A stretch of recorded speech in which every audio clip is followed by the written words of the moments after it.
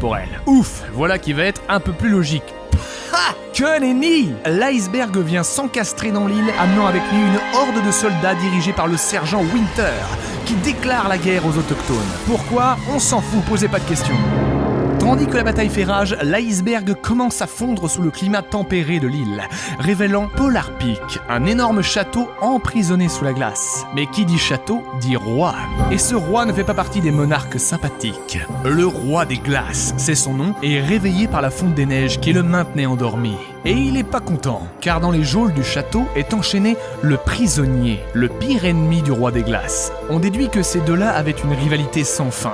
L'un contrôlant le froid et l'autre le feu, mais que le roi des glaces avait fini par le vaincre et l'emprisonner avec lui dans son château. Jusqu'à aujourd'hui. Lors de la 8e semaine de la saison 7, le roi des glaces, dans une tentative désespérée de garder le prisonnier dans le givre, vole un fragment des restes du cube et s'enferme dans une sphère de glace au-dessus de Polar Peak. Combinant ses pouvoirs avec ceux du cube, il jette sur l'île un immense blizzard, la recouvrant en intégralité de neige et d'un épais brouillard. Ah oui, et ramenant aussi les monstres du cube. Mais au bout d'une semaine, le pouvoir du roi des glaces s'estompa et la neige se remit à fondre, donnant aux prisonniers l'opportunité de s'échapper. Il se rendit à l'endroit le plus chaud de l'île, le désert de Paradise Palms, et grâce à un rituel mystique autour d'un feu de camp, récupéra ses pouvoirs. Il était de nouveau le roi des flammes. À la fin de la saison, la vengeance du prisonnier sortit tout droit de terre. À l'opposé de Polar Peak où siégeait le roi des glaces, lui aussi avait son trône, à l'intérieur d'un énorme volcan. Saison 8. Un X marque l'endroit. La saison 8 part dans tous les sens. Tout d'abord, des pirates débarquent. Voilà. Ils installent leur navire dans la nouvelle baie de Lazy Lagoon près du volcan. Ils s'ajoutent donc aux nombreux camps venant de différents univers thématiques qui peuplent désormais l'île. Et ça commence à faire du monde. Il y a les Vikings près de Snowy Shores, les habitants des différentes villes Retail Row, Tilted, Pleasant Park, Salty Springs et Paradise Palms. Les pirates donc, la Légion des Glaces, le Roi des Flammes et son équipe composée de son bras droit en ruine et d'hybrides mi-dragon mi-ninja. Non mais je vous le dis, bac à jouer, bac à jouer. Et l'UIA, la mystérieuse organisation secrète qui fait un retour discret en cette saison 8.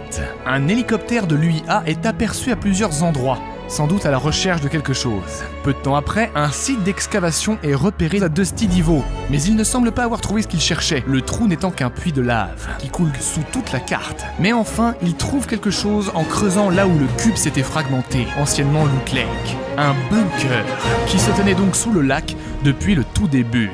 Les habitants de l'île parviennent à en ouvrir la porte et découvrent qu'il s'agit en réalité d'un passage vers l'entremonde. Le même passage qui leur a permis d'échapper à la destruction du cube 2 saisons auparavant. Sauf que cette fois, les habitants sont amenés devant une énorme sphère d'énergie, le nexus de l'entremonde, et donc le cœur de l'équilibre du multivers. Devant le nexus, un bureau. Posé dessus, un masque vert et rose, futuriste. À qui appartient-il? Le gardien des lieux peut-être? Mais avant que qui que ce soit n'ait le temps de se poser des questions, tout le monde est projeté en dehors de l'entremonde et renvoyé une fois de plus sur l'île. Sauf qu'à leur retour, le ciel est empli de cendres. La vague d'énergie produite par l'Unvaulting Event donna au roi des flammes ce qu'il lui fallait pour mettre sa vengeance sur le roi des glaces à exécution et provoquer l'éruption de son volcan.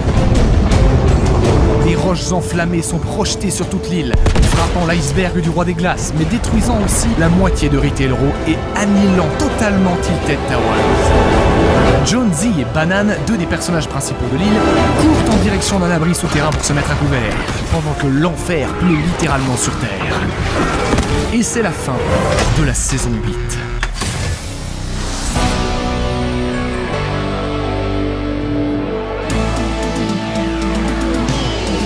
Jonesy et Banane vivent leur meilleure vie dans leur bunker, sans se soucier du temps qui passe, jusqu'à ce que...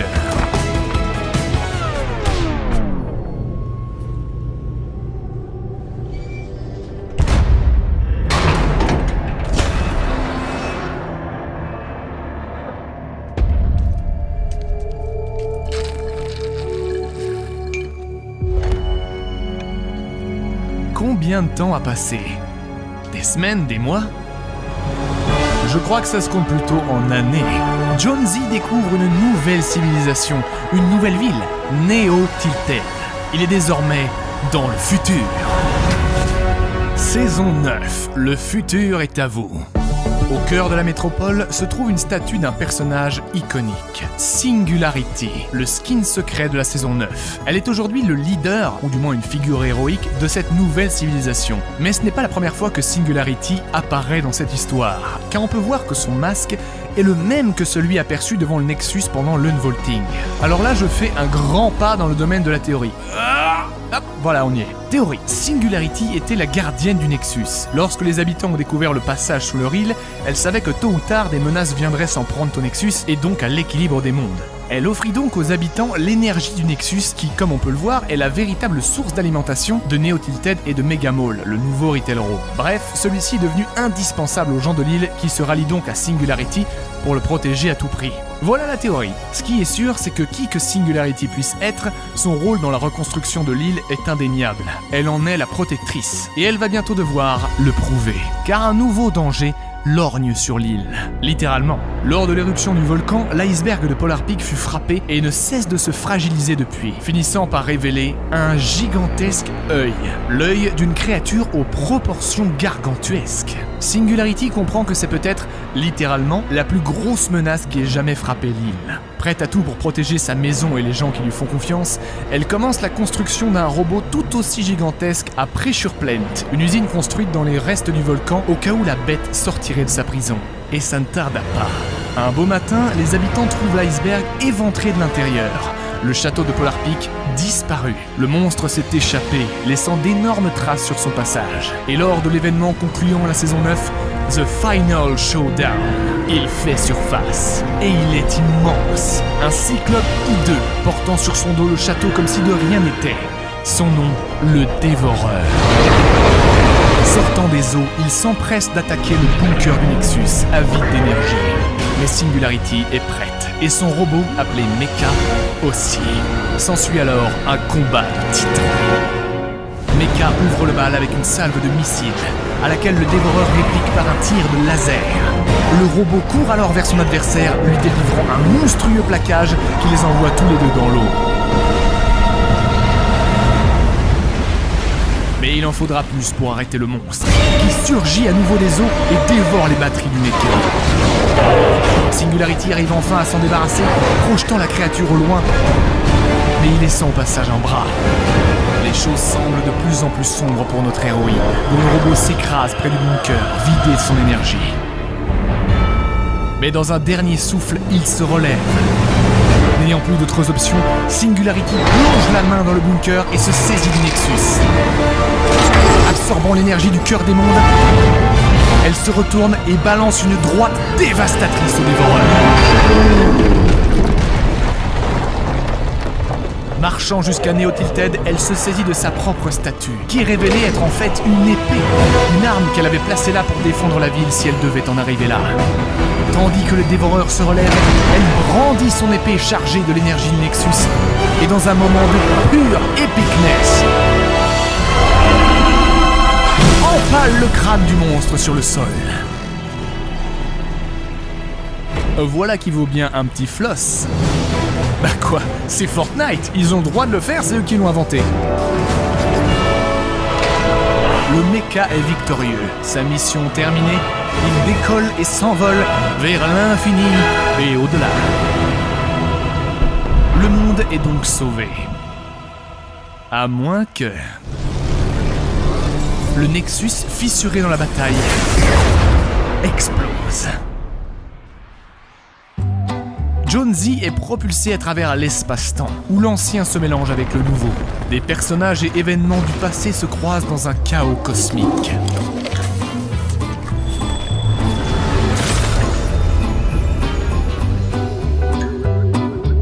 Mais finalement, toutes les pièces du Fortniteverse s'entrechoquent et Jonesy est renvoyé sur l'île, avec une légère différence. C'est ici et maintenant. Quoique ces notions sont difficiles à évaluer, que prend place la 10e et dernière saison de Fortnite chapitre 1. Hors du temps. L'île du Battle Royale est devenue un mash-up de plusieurs versions d'elle-même, des versions passées et des versions parallèles. Vous captez ou pas? Des événements des saisons précédentes se reproduisent, comme le crash du météore ou le cube. D'anciens lieux refont leur apparition ou sont mélangés avec d'autres versions d'eux-mêmes. Sauf que tout est figé dans le temps. Des objets sont en lévitation, la météorite est bloquée au-dessus de Dusty Depot, à 2 doigts de s'écraser. Et enfin, l'orbe Nexus, responsable de tout ceci, est fracturé mais bloqué, interrompu dans son explosion, étant ainsi le responsable de tout ce qui se passe, mais subissant aussi ses propres effets. C'est le point zéro, le cœur de cette saison. Ah bah dès qu'on parle de voyage dans le temps, ça devient le bordel. Mais d'ailleurs, en parlant de voyageurs du temps, si la météorite est de retour, ça veut dire que le visiteur aussi, le responsable de tous ces événements, celui qui a lancé la fusée dans la saison 4, menant à l'ouverture de la première faille, l'arrivée du cube et tout ce qui s'en est suivi. Et il est de retour! Enfin, pas tout à fait. Au sein de la météorite figée, une capsule est bel et bien ouverte, mais ce n'est pas celle du visiteur. Enfin, plutôt pas celle de notre visiteur, mais du visiteur d'une réalité parallèle appelée le scientifique. Le skin du scientifique est le dernier skin secret des défis de la saison. Sa description le décrit comme étant l'un des 7. Tout comme le skin du visiteur, dont la description a été changée. De là à penser que les 7 sont tous des versions alternatives du visiteur, il n'y a qu'un pas. Mais qui qu'il soit, quel est le but des 7 ? Le scientifique installe sa base d'opération dans l'un des entrepôts de Dusty et se met à construire des émetteurs de failles dans plusieurs localisations de la map. Chaque lieu accueillant un émetteur voit apparaître au-dessus de lui une faille qui modifie fréquemment la zone. Neo Tilted devient ainsi Tilted Town, une bourgade du Far West, puis Gotham City. Oui, la ville de Batman. Greasy Grove réapparaît alors qu'elle était gelée sous la glace depuis la saison 7. Retail Row remplace Mega Mall et subit les assauts de la Horde du Cube. Tout est sans dessus-dessous. Mais aussi étonnant que cela puisse paraître, le temps est compté. Car au fil des semaines, le point zéro semble se fissurer de plus en plus et la météorite se rapproche tout doucement de son point d'impact. Le scientifique achève donc son œuvre en construisant ses 7 émetteurs, ouvrant autant de failles spatio-temporelles dans le ciel. Commencez à voir le chiffre 7 se répéter, non ? En tout cas, le scientifique passe maintenant à la partie finale de son dessin, la construction d'une nouvelle fusée. 7 émetteurs, 7 versions, 7 failles. C'est bien sûr, tout s'éclaire enfin ! Non, je déconne, j'ai toujours rien compris. Mais dans la base du scientifique à Dusty Depot, des enregistrements vont apporter des réponses. When I hear this again, will it help me remember? Or once looped, will I be just as muted as the others? Ou bien encore plus de questions. What the 7 of us are attempting is very risky. I suspect they are not the only ones watching, but it must be done or we lose the bridge forever.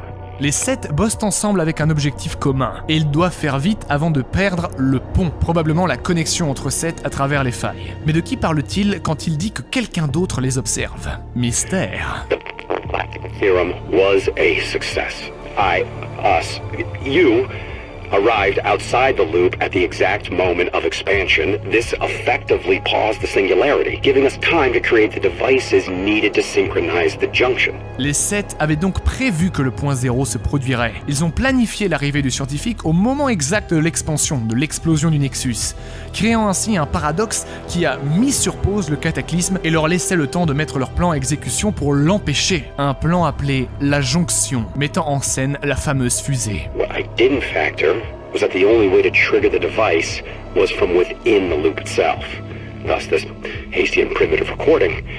And why now I find myself looped. Activate the beacon at precisely the moment this timer reaches nothing.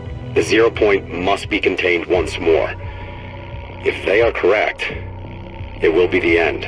Voilà donc les derniers éléments laissés par le scientifique pour nous aider à comprendre son but et celui des 7. Son arrivée programmée au moment de l'explosion du Nexus lui a permis d'éviter d'être pris, comme il le dit, dans une boucle. Probablement une boucle temporelle. En tout cas, pour que son plan fonctionne, il faut impérativement être dans la boucle pour lancer la fusée à un moment précis. D'où ses enregistrements. Il se donne à lui-même des indications sur quoi faire lorsqu'il sera piégé. Ainsi, une fois sa fusée construite, le scientifique lance sa compte à rebours, retourne volontairement dans la boucle, perdant sa mémoire, retrouve ses enregistrements et le moment venu procède au lancement de la fusée. Et c'est littéralement le début de la fin.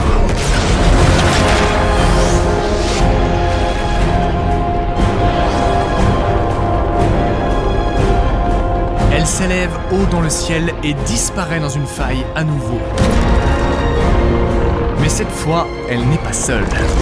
Contrairement aux visiteurs de la saison 4, cette fois les Seth savent ce qu'ils font. Ils utilisent l'énergie des fusées pour créer des failles, ce que les visiteurs a fait accidentellement à l'époque. Les 6 autres membres des Seth ont eux aussi activé leurs fusées dans leurs univers parallèles. Ainsi, les 6 autres fusées rejoignent la nôtre dans notre univers grâce aux failles préalablement ouvertes.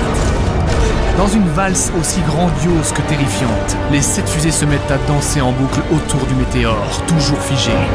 Au bout d'un moment, l'énergie accumulée par les 7 est assez puissante pour ouvrir une gigantesque faille qui engloutit le rocher.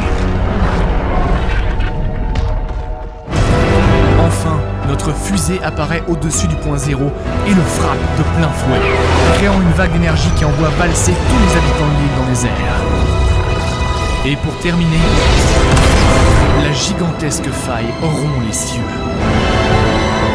laissant retomber le météore guidé par les 6 autres fusées sur le point zéro.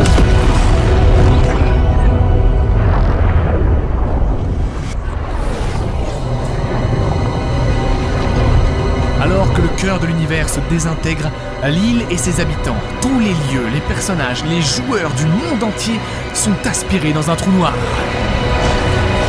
Et c'est la fin.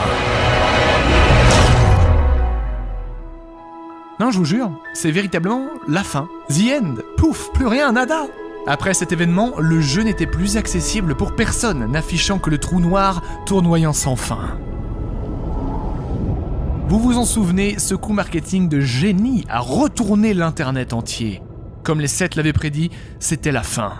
Pourtant, pendant 2 jours, le trou noir a laissé apparaître des numéros. Un message codé que les joueurs avides de savoir ce qui se passait ont très vite décrypté. Si on prenait l'intégralité des enregistrements du scientifique et qu'on lit à chaque mot un numéro étant sa place dans toute la tirade, on obtient ceci. Je n'étais pas seul. Il y en a d'autres hors de la boucle. Ce n'était pas calculé. Le néant est maintenant inévitable. Les spéculations allaient de bon train sur la signification de ce dernier message des 7. Et puis, soudain...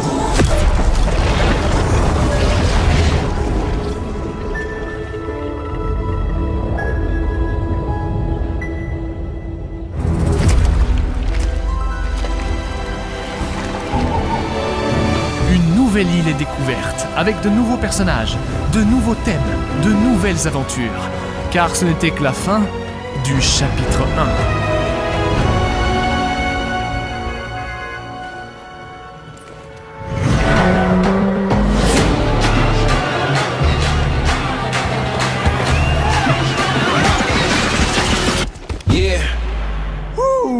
La vache que c'était complexe! J'espère avoir été à peu près compréhensible sur le bordel scénaristique qu'est Fortnite. Comme je le disais au début, c'est une histoire cachée, inexpliquée, probablement inventée au fur et à mesure, qui n'est qu'un prétexte pour faire évoluer un jeu principalement pour adolescents. En gros, faut pas chercher trop loin. Mais ça reste hyper prenant, car imprégné de mystère. Surtout lorsqu'on y participe. Alors allez jouer au chapitre 2 qui nous ouvre les portes d'un nouvel univers. Est-ce que ce nouveau chapitre fera le lien entre Battle Royale et Sauver le Monde? Que signifiait le dernier message du scientifique? Est-ce que la boucle du Battle Royale n'est qu'une simulation de Wintertake pour préparer des gens à affronter la tempête? Oui, c'est une théorie ça aussi, et populaire en plus. Mais surtout, est-ce que tout ça a le moindre sens? À vous de le découvrir. Ou bien attendez que je vous le raconte à travers une nouvelle vidéo.